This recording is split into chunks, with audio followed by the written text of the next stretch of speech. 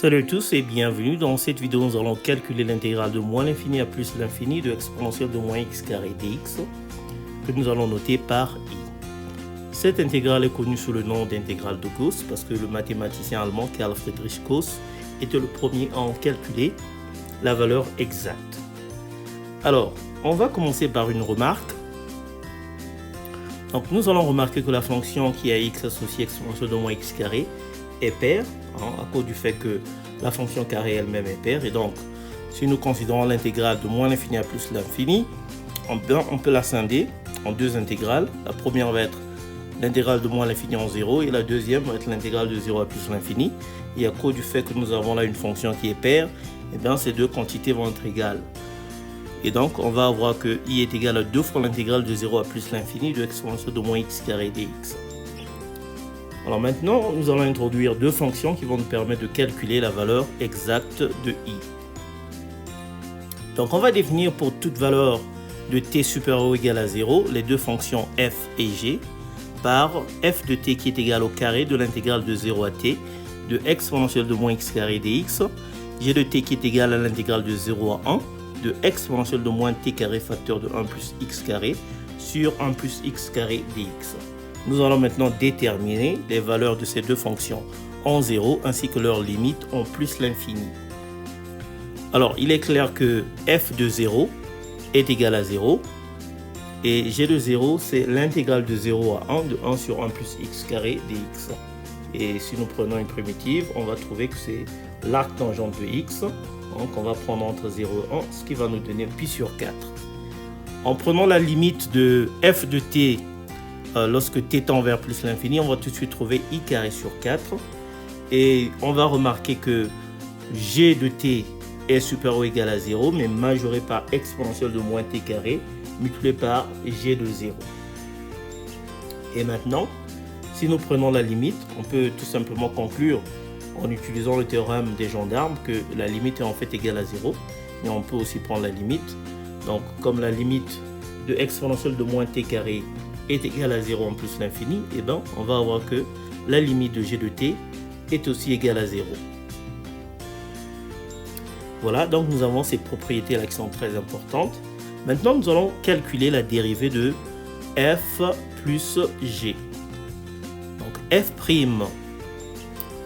de t plus g' de t est égal à 2 fois exponentielle de moins t carré multiplié par l'intégrale de 0 à t de exponentielle de moins x carré dx moins 2t multiplié par l'intégrale de 0 à 1 de exponentielle de moins t carré x carré dx.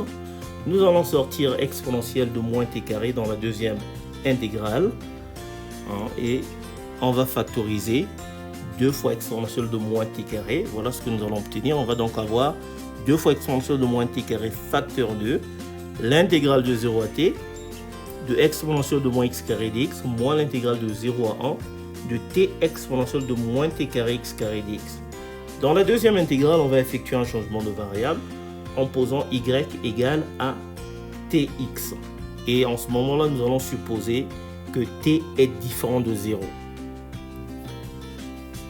Alors, si on effectue ce changement de variable, on va donc avoir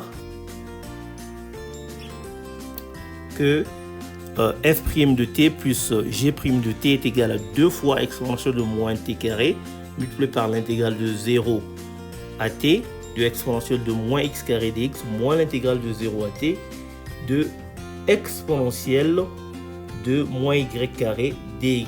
Alors ces deux intégrales entre crochets sont égales et donc leur différence est égale à 0. Donc nous avons là une dérivée qui est égale à 0 sur un intervalle et par conséquent la fonction est constante sur cet intervalle.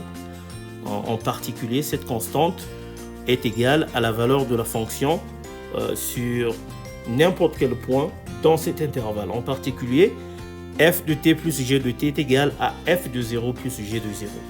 Alors nous savons que f de 0 est égal à 0 et g de 0 est égal à pi sur 4. Donc f de t plus g de t est égal à pi sur 4 pour tout t supérieur ou égal à 0. Maintenant, nous allons utiliser les limites de ces deux fonctions. Alors, si nous prenons la limite de la somme Donc on va avoir la limite de pi sur 4 lorsque t tend vers plus l'infini. Pi sur 4 ne dépend pas de t, ça va être pi sur 4. La limite de f de t en plus l'infini, c'est i carré sur 4. Et la limite de g de t en plus l'infini, c'est simplement 0. Donc on va avoir i carré sur 4. Et par identification, on voit tout de suite que i carré est égal à pi. Et donc nous pouvons conclure en prenant la racine carrée, étant donné que i est un nombre positif, on va avoir que l'intégrale de moins l'infini à plus l'infini de exponentielle de moins x carré dx est égale à la racine carrée de pi. Donc voilà, nous sommes arrivés à la fin. Merci d'avoir suivi et je vous dis à très bientôt. Ciao.